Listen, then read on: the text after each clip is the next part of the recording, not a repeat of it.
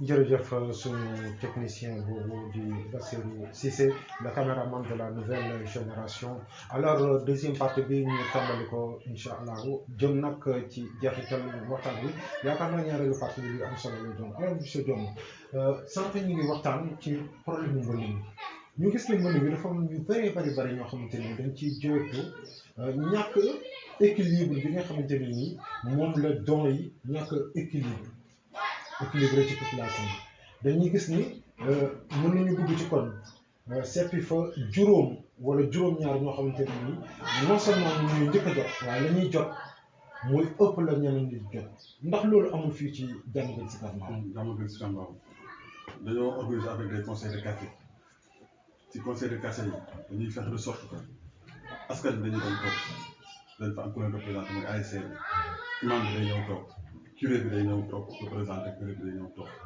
donc dinañ ko def de sorte que askan bi yëpp nañ fa ñëw toog ba bu ñuy tànn su boobaa dañuy xool askan bi suñu laajee kër diw ñu ne ndax yelloo nañ ko wala yelloo ko je pense que ne soo boo ko defee coono du am avec les conseils de quartier yi nga xam ne moom la ko nit ñi ñu leen def au niveau de Diamaguène Sicap Mbao franchement loolu nekk suñu souci principal li am solo kay ba am solo mooy jotal yi ñoom dinañ ko jot donc buñ ko jotee ba pare après danañ koy def ba jotali ko ndax loolu moom si faaw doomu aadama lay parce que li nga moom ñu jox la ko dénk la ko donc boo koy joxee xamal na koy joxee yàlla tax donc loolu moo nekkoon situation loolu ñu ko jàmm gën a waxtaan yooyu am ci situation ñu am léegi lu ñu bëgg a yaatal tuuti dañuy dugg nag ci mairie Diamaguène ñuy dugg nag ni ñu ciy duggee mooy wàllum këyit bëggoon naa ñu waxtaan ci tuuti même bu dee sax ñaari simili la ñu waxtaan ko ci parce que dañoo gis ni jamono dafa xaw a def ay jéego ñu gis ne aussi technologie dafa avancé trop waaye ba tey mu am benn lacune boo xamante ne nii xaw ma nag ndax ñun ñoo lànk ne duñu jógee ci taxawaay yooyu noonu wala xëy na jumtukaay yooyu noonu jumtukaay yu xarañ yooyu dafa yegg seegoon ci ñun muy exemple monsieur Diome tey mu ngi juddoo Diourbel war a am casier judiciaire wala mu war a defar lu këyitu Diourbel mairie bi nga xamante ni moo nekk ci biir goxam may ko possibilité mu mën a jógee këram rek ndekki 10 heures dem toppatoo këyitu juddu del si waat lan moo waral mbir moomu tàggatambe trop. merci Ousseynou question boobu dina ma am comme question bu am importance parce que sama domaine la donc bu ma permettre ma ñaax askan bi si ñetti mbir d' abord képp ku am doom da nga war a déclarer sa doom si benn at képp ku takk jabar da nga war a ñëw déclarer sa sëy si mairie bi balaa ma am juróom-benn weer képp ku am ku làqu wala ku wàññeeku si kër àdduna si àdduna bi da ngaa war a ñëw déclarer décès bi si bés ba. te mu bokk ci sa membre famille. waaw sa moom si membre famille da ngaa war a ñëw déclarer leen si bés ba. ci bés bi ñëw déclarer pour nga mën a dem denc ko. am certificat de décès bi am certificat de décès. loolu mooy li am solo d'abord. kat moo war a déclarer papay xale bi moo war a déclarer mais dama wax seen njëlbeen wax ne képp ku takk jabar da ngaa war a ñëw déclarer si sëy. donc bu amee certificat de mariage boobu di nga mën a ñëw déclarer yaayam dina ko mën a ñëw déclarer. kon ku sa yaay amul kon ku amul certificat de mariage yow si jabar war nga mën a ñëw déclarer. donc ñu teg tamit ci beneen contexte que ne état civil.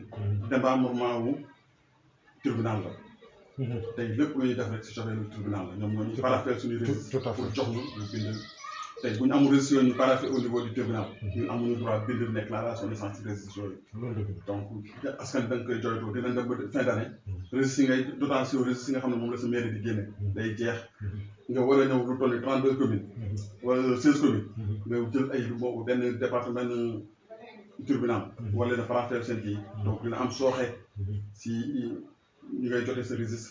ba pare Diamaguène Sicap Mbao dafa nekk quartier boo xam ne commune boo xam ne 79 quartier fi nekk. am 5 postes de santé 5 postes de santé yooyu yëpp tey ñoom ñëpp dañuy ñëw converger vers Sicap Mbao pour mën a def si këyit. soo ko léegi nag su ko defee registre boo jël ñaari fan registre ba jeex wala benn fan.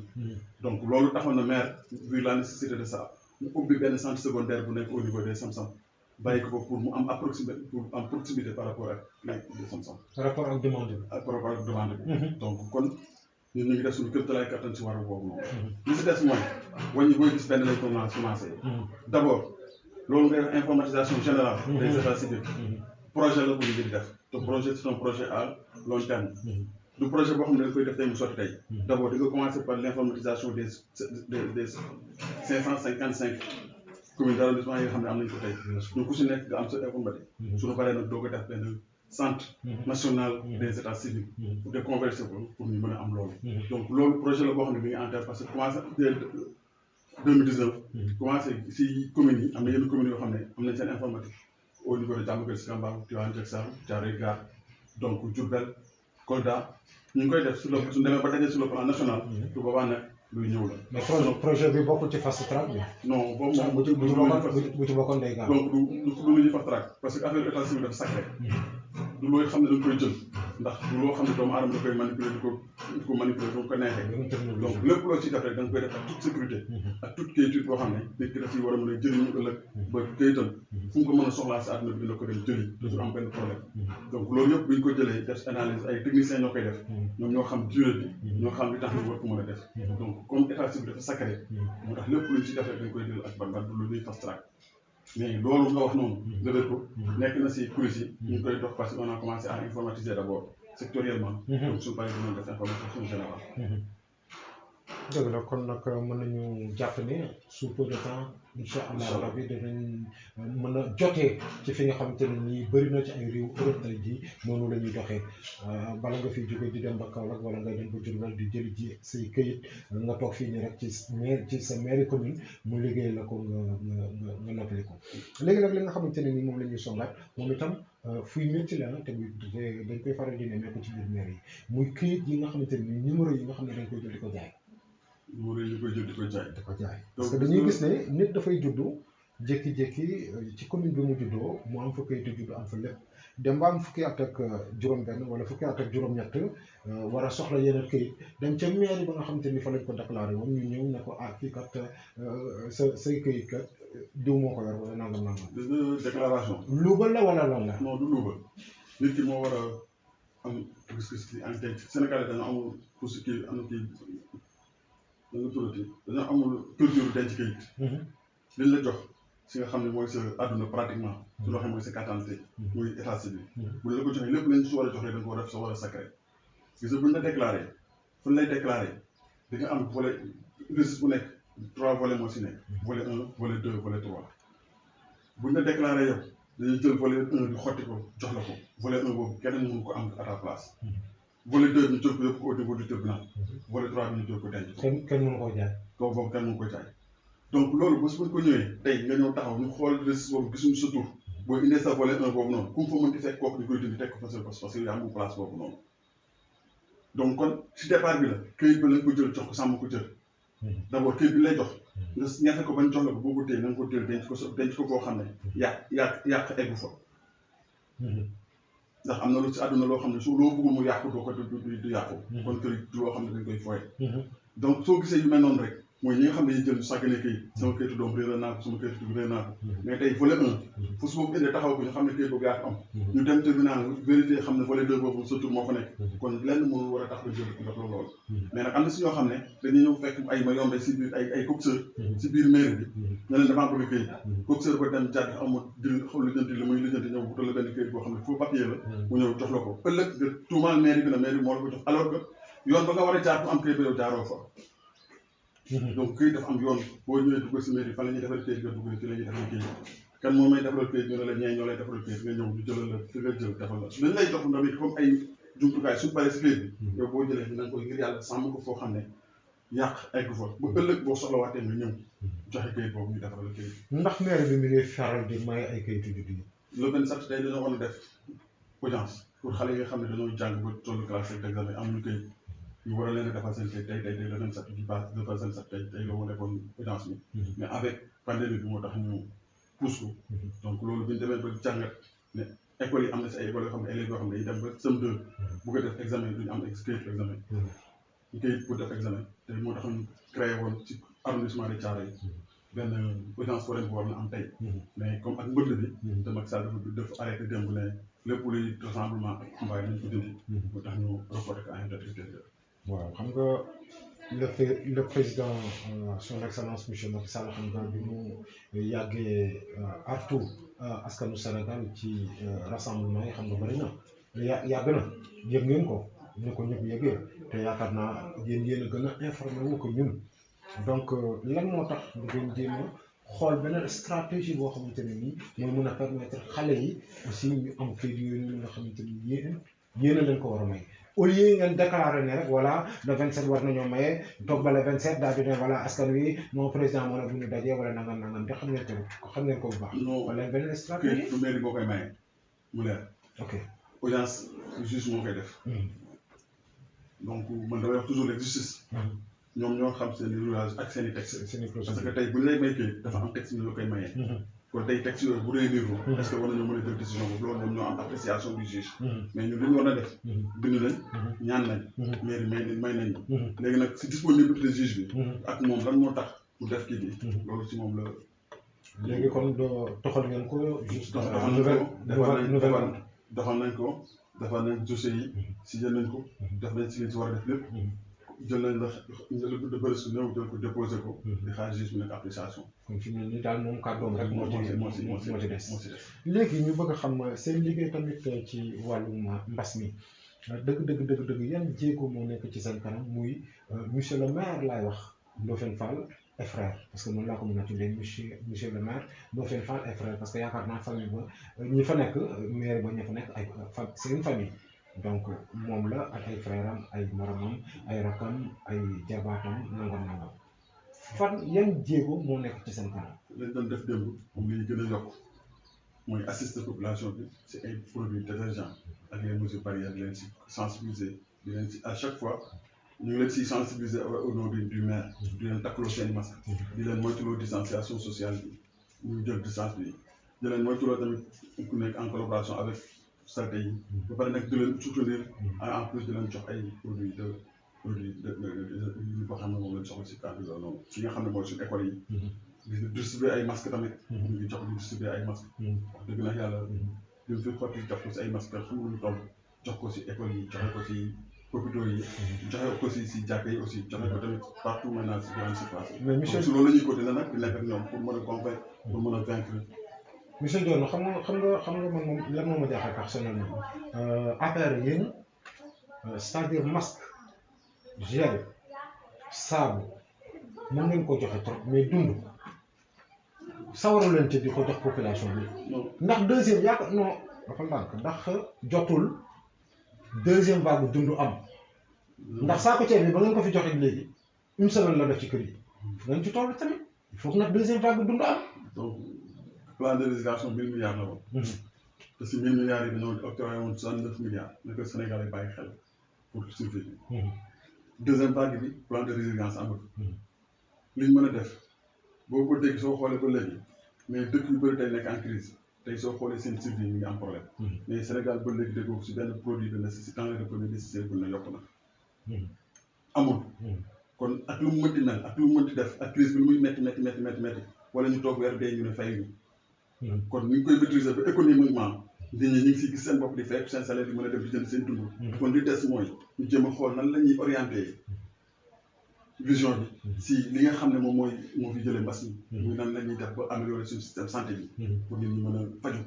donc man gëm naa ne li ngay jël di ko def si ceeb dañ ko def si système santé bi pour nit ñi am possibilité faju ndax ñu mën a tàggoog mbas mi. donc man sama position par rapport à ça loolu la. donc nag ay techniciens ñooy toog. regroupé au sein du président Macky Sall proposé ko donc li ñu koy proposé gëm nañ ne mooy gën si ñun te kon su boobaa loolu lay wàccee. le maire Ndofène Fall ak waa këram ñu ngi ci ñaata lu mandat. ñu ngi si sunu premier mandat 2014 lañ jëloon maire bi. 2019 lañ war a dem. yàlla def ak li consensus bi am au niveau du dialogue national. ñu xoolaat réviser waat fichier électoral bi. donc moo ñu permettre. da ngeen di laaj deuxième mandat. ba léegi ñu ñooy suñu deuxième mandat ñu ñooy suñu candidat à notre propre succession incha allah. ba ngeen deuxième mandat. dañuy ànd ak moom falaat ko deuxième mandat si kattan. troisième mandat son excellence monsieur Macky Sall bi nag loo ci wax. oui ou non da nga koy fekk si ci slogan am wala. donc loolu man dama si am benn position. parce que nit tey soo mën a woon yow dinaa ñëw damay ñëw sa kër. damay ñëw sa émission tey nga ne ma waaw donc keneen ku ma dajal si mbedd bi soo ne ma ndax da ngay dem si émission kii su ma neexee ne ko du mën a dégg ma ne waaw kon yow jàppale ma danaa ñëw ba keroog ngay gis ne ñëwuma nga may doog a laaj li tax ñëwoo donc man loolu mooy sama position.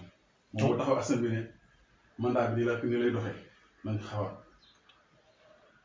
ëllëg lépp lu ko constitution bi may ak li nga xam ne moom mooy décision xool na lañ koy analyser. donc finalement président Macky Sall daf leen a vacciné yéen ay ñoom ñëpp daf leen a vacciné slogan bi fu ñu leen laajee rek ngeen ne.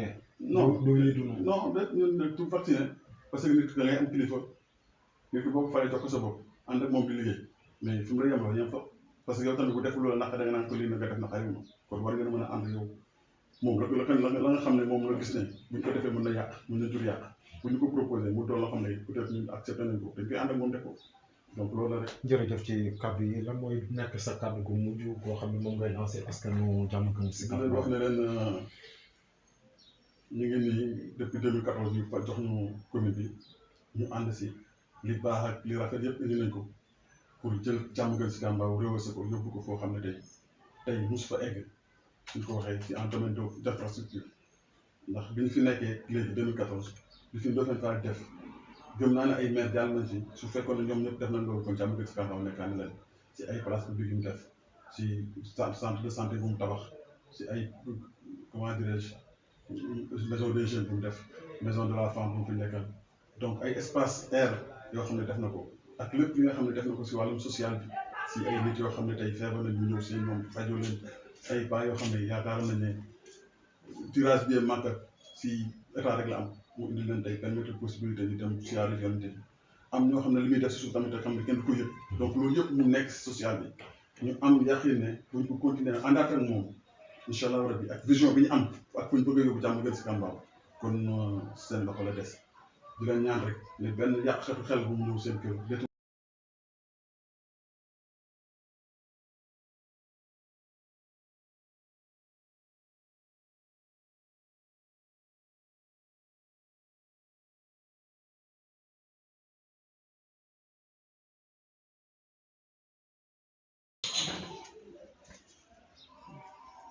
asalaamaaleykum waa 7A TV maa ngi leen di nuyu bu baax di leen gërëm di leen sant di leen wax dal leen jàmm fi ngeen ñëw li ngeen may laaj nag ci Serigne Mamadou Dione boo leen ma ci laajee lu may sawar a tontu la ndaxte li ngeen ko laaj fi ngeen laal yépp fu mu xam la moo tax day nekk à l'aise di wax ak yéen man nag dinaa ko nuyu dinaa ko sant dinaa ko gërëm ndax sama ànd ak moom du tricher muy nit ku sincère ku dëgg du mu ànd ak man ba tey changé wu du soppeeku bu xasee ba ne jàpp ci nit kooku rek la lenn mënu koo wax li tax muy bàyyi kooku moom mooy Mamadou Dione muy militant bu première heure bu Macky Sall liggéey ci parti bi nag ba mu mettee ba dara du dara bokk ci ñi doon xeex bokk ñi doon dem di taali pëna bokk ñi nekkoon buntu Pikine nekk fa ne Ablaye Wade du jàllale lu mu bëggoon jàll ñoom ñoo nekkoon ñi nekkoon buntu assemblée moom ci ñoom la bokkoon mooy Mamadou Dione muy toog mu bëgg nag monsieur Ndofène Fall ku ma Ndofène Fall tey muy toog tey ci mairie bi muy nitam muy nit ku mu bëgg koo xam ne comme ni ma leen waxoon rek bu jàppee nit du bàyyi loo ko wax lu dul ku ma Ndofène Fall gisul mu ànd ak nag nit koo xam ne tam dafa goy dafa sincère mu monsieur le maire Coumba Ndofène Fall ma di ko nuyu au passage di ko gërëm di ko sant ku mën a jàpp nit la ku sincère Mamadou Dione nag li ngeen ko laaj yëpp xam na ko ndax nekkoon na fi école Soxna Fatou Mbow liggéey fa liggéey bu mucc ayib ba mu fay jógee kenn bëggul woon mu jóge fa mu nekkaat directeur fii ci technique ci école Babou Nadiar mu liggéey fa liggéey bu mucc ayib ba mu fay jógee kenn bëggul woon mu dem yàlla def ko mu ñëw fii tey ci mairie bi ci état civil bi mu fay liggéey bi am solo di xëy heure di wàcc heure monsieur Dione même samedi danaa day liggéey moo ko ne toogal dangaa sonn mu ne ma damay liggéey 7 heures du matin la fiy jógee su ma ko ne doo xaar ba 8 heures wala nga xaar ba 9 heures fii ak maire bi sorul mu ne ma du ma ko def damay dem respecté liñ ma jox ndax nag Coumba Ndofène mi ma fa teg sama nawle la bugguma mu yey ma benn yoon kon nag damay xëy heure wàcc heure nit ku gore mu ngi nii nit ku sincère mu ngi nii ku mun a jàpp doomu aadama muy Mamadou Dione man nag bi ma ànd ak moom ba tey rëccu ma ci dara laa ci rëccu sama borom kër génn na àdduna ba tey mu ngi toog ak man mu ne ma duma la musa bàyyi fu ma gestoo gis ko bu sama bët xonqee bëtam xonq na soo bëggee lu ko naqari laal na wala nga laal sama njaboot kon man kii mënuma wax ci moom ndax su ma waxee ci moom du jeex mënuma wax ci moom ndax su ma waxee ci moom du jeex moom géej la moom doo ñëw mukk ba nga gis karamam nga ne kii tey am na lu ko naqari bu amee lu ko neex doo ko xam bu amee lu ko naqari doo ko xam ndax toujours mi ngi ree toujours mi ngi ree kon nag dama koy ñaanal fi mu bëgg a yegg yàlla na ko fa yàlla yeggale li mu bëgg ci parti bi yàlla na ko yàlla may ci barke Seydina Mohamed di ko ñaanal yàlla may ko njaboot gu barkeel